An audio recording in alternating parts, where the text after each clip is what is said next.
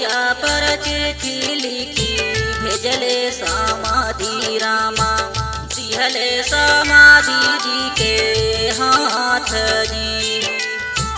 चंदन का बागिया साजाय मोरे समाधियो जहाँ लिया भजन वास जी। इतनी बचन सुन बेटी कावाना दे दौड़ली बाबा लगमा जाई जी।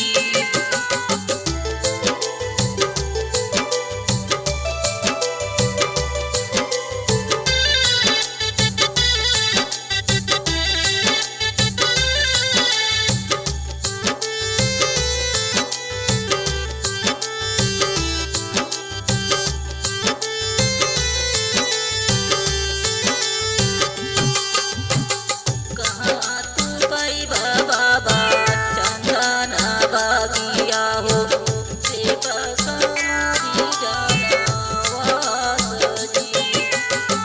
काहे बेटी उलारी हो काहे बेटी दुलारी हो काहे बेटी भइली उदास जी। तोहरे न बाबा के चंदन बागिया हो जई है समाधि जनवास जी।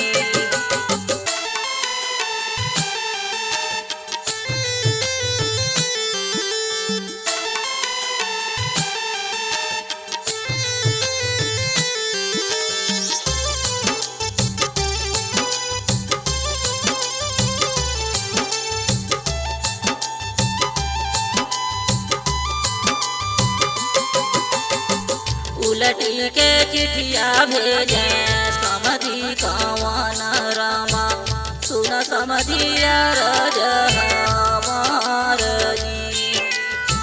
चंदन का महालक्ष्मी